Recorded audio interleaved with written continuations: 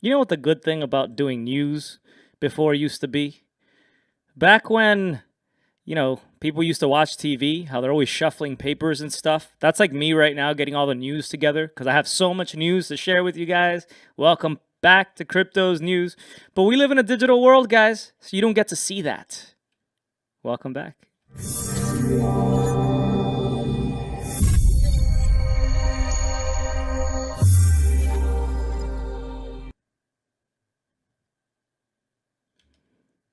Instead, you get to look at Wallace the dog back here and myself here ready to bring you the deets on what is going on. We're going to get into quite a bit of things, so I hope you enjoy yourselves. Remember, guys, that this is not financial advice. Never is it information from, this is a good jumping off point from you. Any news you hear here should be something you should dig into a little bit deeper. Just see this as the beginning of a dive into whatever topic you find most interesting. And if you want a crypto expert, just make sure that you look for this guy. Wait, no, that's the wrong picture. Not that guy. Actually, no, don't trust anybody. That's the whole thing about cryptocurrencies. Anybody who says there's an expert is probably the last person you should trust. In fact, trust no one. Trust yourself. Certainly don't trust the banks. Let's go ahead and get into it. What's up, everybody? Welcome to the live chat. So good to see you. Yes, only trust the code, Gandhi J. What's up, bro? ERC 1404 securities are interesting for ETH's future. I haven't looked enough into 1404. I would love to learn more about that. So RBI India. This is the Reserve Bank of India. This is a story pertaining to them and the Supreme Court out there. So it seems that central banks in general are going to be kicking and stomping at the disruption that cryptocurrencies can provide. In regards specifically to creating an actual good and sovereign money controlled by the people and not controlled completely by them. So, through this control of money comes a control of power, and the existing power structures have close political ties as well. And it doesn't seem they're very happy about the innovations that cryptocurrencies might be providing, but not necessarily for them when it came to taking their control. So let's take India, for example. So there were these petitions that are expected to go, that were sent to the Supreme Court saying, you guys outlawing cryptocurrencies is not right. Well, the Reserve Bank of India, because they created a circular back in April 6th, basically telling all the institutions that were working with the central bank, so pretty much every financial institution or business out there, that they are not allowed to deal in cryptocurrency. So people created multiple petitions to say, hey, this is not right per the Constitution. Specifically, they violated Articles 19 and 14 of our Constitution, which will lead to the closure of affected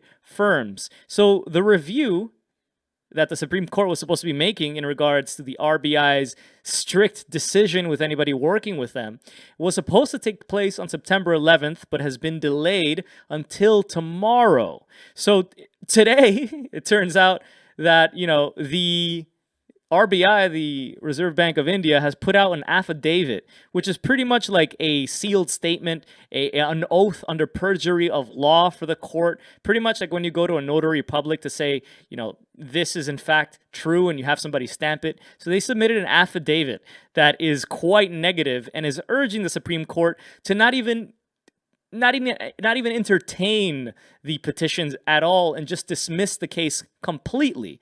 So they reaffirmed the vile vices which cryptocurrencies, that they hold really terrible things. And so basically, they said that there is no statutory right, much less an infringed one, available to the petitioner to open and maintain bank accounts to trade, invest, or deal in cryptocurrencies. In addition, the central bank claims that the IAMAI and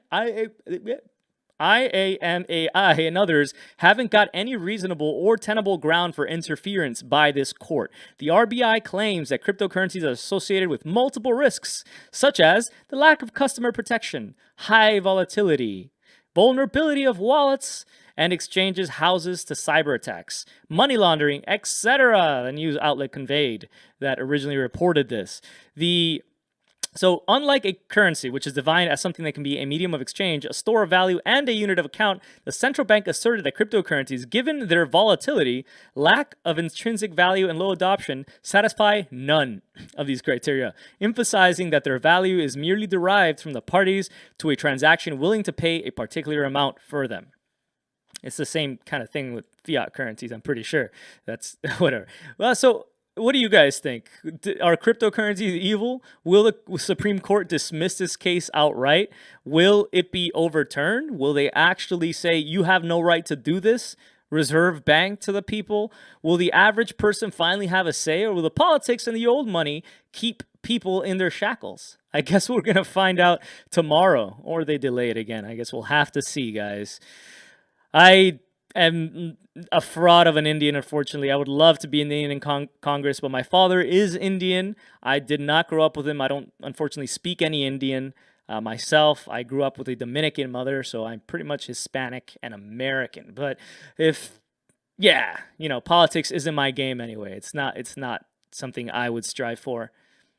Sorry, but thank you so much for saying that, Julio. So let's continue on here. So basically it says here, we met some crypto whales during a crypto conference. We did some networking and shared some beer and some FOMO hype about how rich we are going to get, and decided to partner up for further Lambos. So what this has to say is there's nothing in place for these whales that we're giving the money for them to sell right away, except they're really amazing people and they network really well. Why would they sell and impact the price when they get their coins? They have great shout outs. We think they're going to make us richer, despite the game theory evidence to prove that when they get those tokens, they're probably going to sell them right away. And then they go on to say, that sounds cool in the QA. What does it mean for ICO holders? Well, I don't really know what sounds so cool about that. The fact that there's going to be more inflation, that your coin's value is probably going to get dumped on by insiders before you're even aware that you have your coins. I think the right thing to do would probably be to give people a refund, or at least an option, after basically creating a bait and switch game for them. That seems to me like a scam, even though people throw that word around a lot these days.